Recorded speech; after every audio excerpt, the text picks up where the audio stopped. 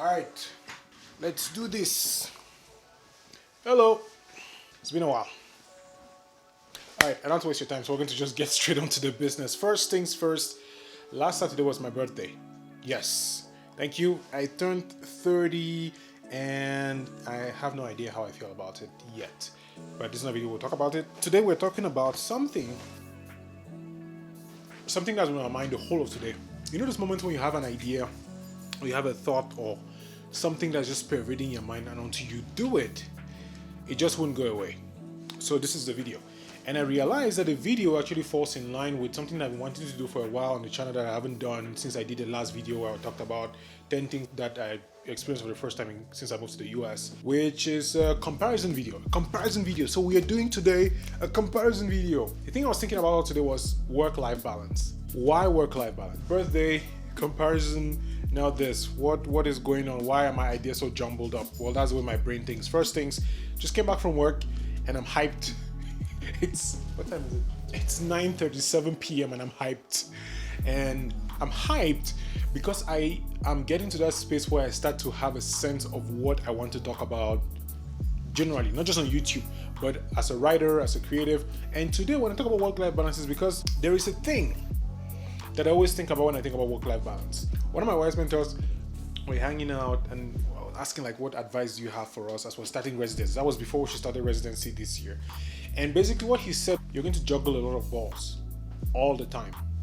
You need to pick which ones you're willing to let go of. Essentially, if you know the idea of juggling, spinning balls like 5, 6, 7, and that you're going to have to let go of some of those balls and they're going to fall. So what are you going to pick? What are you going to stay with? What are you going to let go, knowing that you're going to lose something and there's nothing you can do about it? Coming back to work-life balance and comparing US and Cameroon. So before I moved to the US, I was working as a copywriter in an advertising agency, and I didn't work there for too long. Before that, I actually worked as an event manager slash host slash copywriter slash social media person for Yeaup, where we created the first ever Yeaup night, the poetry event. It was one of those beautiful highlights of my life when I think about Cameroon, about especially around between the years 2016 and 2000 before I moved. And while I was working, I wasn't going to school. While I was going to school before I started working, I wasn't working. College in Cameroon is very different from the way it is in the US. The more I spend time in school, I started school, it's almost a month now, and I'm studying psychology. So I'm currently doing 5 courses: English composition, public speaking. You don't need those details. There are so many things that stand out for me that I can compare between being a student in Cameroon and being a student in the US. First thing that is like the most glaring thing is like people have their cars. Like that's like a very American thing that by the time you're 18 and you're able to drive, you have a car. Cameroon, no. Before I moved to the US, I didn't know how to drive. Like, I was 28 years old. My mother would never let me drive a car. I had never driven a vehicle. I took my driver's test, but I had never actually driven a vehicle by myself in Cameroon. It's not just because the roads are bad or the traffic lights are not respected. It's just that I feel like the culture in Cameroon doesn't allow. Actually, I don't think it's necessary. Like, there are cabs everywhere, there are taxis everywhere.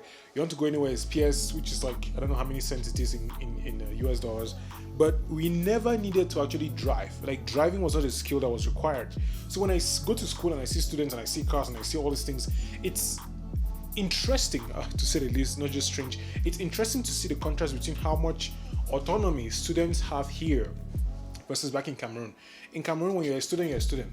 You're not supposed to do anything else. You're not supposed to work. You're not supposed to, like, you're going to class and that's it. That's your job. Your job is to go to class and study. Here, what happens is people study. There are work studies, like literally the college will pay you to work on campus. There are platforms that prepare internships that are paid for. There are people, I know people, I mean, I'm one of them right now, who work almost full-time. Actually, what almost? I know my colleague Felicia works full-time and she's going to school at the same time. Like, she works 40 hours a week. She has 2 days off. She has classes in the morning, work in the afternoon. Same like me. Like, I never thought, before I moved here, before all the jobs that I did, I could never imagine that it's actually possible for you to have a full-time job and go to school.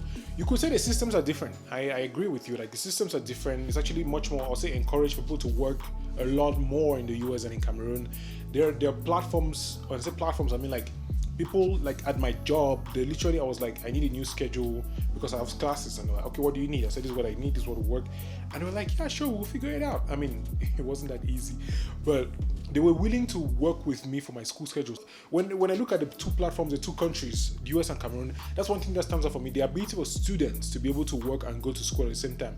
And don't worry, I'll tie all this in how it works with work-life balance, because the idea of work-life balance, when I think of being a student and working, is scary. The way work can take over your life and you lose everything. My dog is under the bed, and I'm sorry if I keep turning around trying to figure out what it's doing.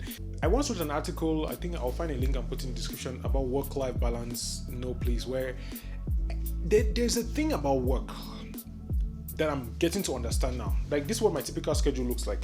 I work from 12:30 to 6:30, Sunday to Thursday. I have 2 days off, which is Saturday and Friday. And then I have class from Monday to Friday, every day, from 8 a.m. to midday. That's how my classes are. So essentially from 8 a.m. in the morning to 6:30, I'm either working or I'm in school. So the reason why the work-life balance was percolating in my head the whole day today is because I was going to make this video, and I missed putting up a video last Tuesday, and I actually felt little to no guilt about it. I realized, like what my wife's mentor was talking about, that you need to know what balls you're juggling, what balls you're willing to lose. A student who doesn't have many bills, who maybe doesn't have a new car with a loan, who has like a hand-me-down, a student who has a lot of free time can actually get a job to save money and basically buy their iPhone, buy their video games. Like, my brother-in-law works and goes to school, and he's honestly living the dream, but he's taking care of himself in a way that I would never see a 19-year-old, 20-year-old take care of himself in Cameroon. If anything, the way that blows my mind for the comparison is people here are able to understand, make use of the facilities. And it's not everybody. Like everything in the world, there are people who are confused, who don't know what to do, whether it's in Cameroon, the US. There are people in Cameroon, for example, that I know work and were able to pay their own school fees. Jay Philemon, a friend of mine, basically made donuts, sold it, used that money to pay his school fees in Cameroon because basically his family could not afford to give him allowance. They paid his school fees and that was it. So there are outliers. Like, I'm not ignoring the outliers, people who stand out both in the US and in Cameroon, who either don't make use of the system in the US and actually work and go to school, or in Cameroon are able to work and go to school. But for somebody like me, who had never had this experience and who is able to compare and see how different it is, I wonder if we could actually make use of the best of both worlds. Like in Cameroon, when they talk about education, right? My parents were like, no work, nothing. You just go to school, do your thing. In the US, it's more like, you could go to work if you want, if you can afford it, if you want something, you work for it. I want to be able to use the best of both worlds, because right now, before I moved, if you're going to move to the US and you're not aware of these differences, it gets really hard. Like, I had a hard time learning how to drive, adjusting to the country and a lot of things, and I'm sure I'll make a bunch of videos about the differences, but I really wanted to focus on work-life balance because I discovered that the way my time is choked up now is not something that was possible in Cameroon, and I took it for granted. I took the time that I had for granted. I took the freedom to be able to watch movies, to hang out, talk with friends, and just chill. When I was in college from 2007 to 2016, I dropped out of college like twice, studied all kinds of things. When I look back now at how much time I had, I'm like, man, I could have started a YouTube channel a long time ago. I could have been writing more. I could have been doing all these things, but hindsight is 2020, right? You always see only when it's already passed. But if you're in Cameroon right now, you might be thinking, it would be good if I went to the US, I'll be able to make use of opportunities and platforms and all these things. But what if, hear me out, what if while you're still in Cameroon right now, you actually take advantage of the fact that you're not forced to work and the system is not built for you to work, to actually get a job that works with your schedule? And that might be very difficult. And this might actually mean realizing, like, okay, do I really want to get a job? Why do I want to get a job? What do I need to get a job for? Do I need for money, experience, to build up my portfolio? Because the way I was able to get the jobs that I got wasn't because of my degrees, because of the other things that I was doing. Writing WhatsApp Monday was because I was writing. Because of writing on Facebook, one of the founders of EA actually contacted me. We became friends, and then I went there and I was like, man, I could do this thing for you guys. And I was like, well, why don't you do it? So if you're in Cameroon and watching this video right now, you're like, okay, maybe I need to move to the US before I can figure out what to do with my life. It's possible. I'm backpedaling on the whole idea of, oh no, in Cameroon everything can be fine. You can figure things out. I think there's opportunity in the US. don't like I 100%. There are opportunities for somebody who wants to work really hard to succeed. But when I watch people in the US also look at those opportunities and don't make use of them, I wonder if it's not so much about the place but about the people. About when I say the people, I mean the individual. Like if you're in Cameroon and you have time on your hands and you can get a job and go to school, you are better off going to school while working because you'll be able to build a portfolio that will allow you to have experience while you're in college. Like, you know the dilemma. The one you would, a new graduate with 3 years of experience. Like, but how are you a new graduate who has 3 years of experience? Internships, working while going to school. That's like one of the big things that I'm looking at the platforms now. Like, yeah, I can see why people in America are able to start early. Like, I have a classmate, honest to Jesus Christ, the Son of Man. I have a classmate, 15 years old. He's studying math with me. When I was 15 years old, I was in Form 5. I had no idea what college was going to look like. He's smart. Like I know he's smart. He's like a 15-year-old that I can actually connect with. And so when I think of the way we could make use of our time, it's different. And also going back to the US, like many people in the US, for example, cannot even imagine a world where they don't work and go to school. And you see that's the whole circling back to the work-life balance. When you have your time is so choked up that you have so many things to do, how do you then prioritize? How do you then do a side hustle, like maybe have a YouTube or podcast? How do you do all those things? And that was what was on my mind all today. And I came up to a couple of conclusions, which is Dr. Mendel was right. Dr. Mendel was right because if you know why you're doing what you're doing and you know what is at stake, if you're in the US and you're working and going to school and you know you have no time, you know what to let go of. Maybe you will not have to go out on the weekends or your days off. You have to actually sit down and write. Sorry. Maybe you have to start, scheduling your time better so they can do laundry, make food, cook. Maybe you have to actually schedule everything in your life. And people look at it and say in Cameroon, like, there's so much free time, you can do whatever you want, you don't have to schedule time. But then I think about it, I'm like, man, I wish I'd scheduled my time. I actually got a lot more writing done when I had a lot of writing time, because now I don't have time to make writing. Like, I'm shooting this video straight up, very little editing, because I came back and I was like, today's Tuesday. I need to put up a video today. This is Tuesday. What am I going to do? So I'm making a video. And I think there's no such thing as work-life balance. That's like my point here about, college, Cameroon versus US, work, Cameroon versus US. Work-life balance doesn't exist. You figure out what works for you. You make you prioritize what is the thing that you want to do, and then you do it. And you lose things. I think the difficulty with work-life balance is actually thinking that there's such a thing as you can actually balance work and life. You can't.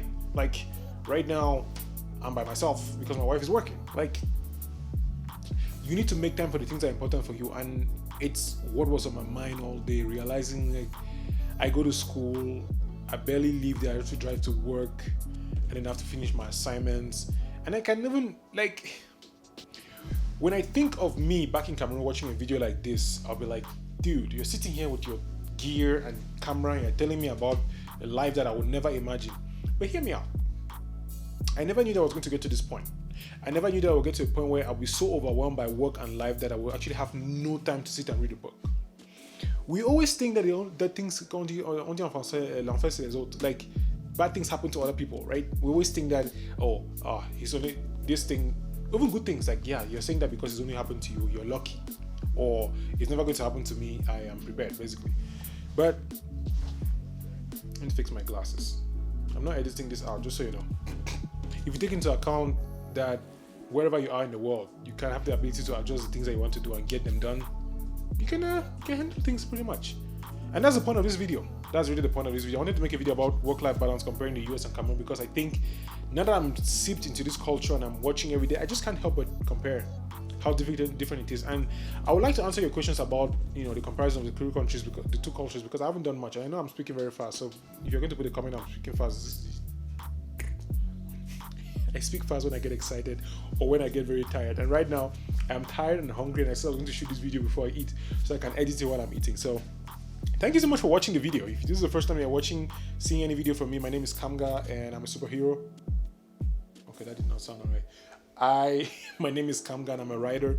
I currently live in the US and I study psychology. And on this channel, I make videos about using practical daily books, advice, things to live intentionally. The goal right now is really figure out my video voice. And if you haven't subscribed yet, I would recommend you stay tuned because I put up videos every Tuesday, except the Tuesday that I miss, which is very rare and far in between.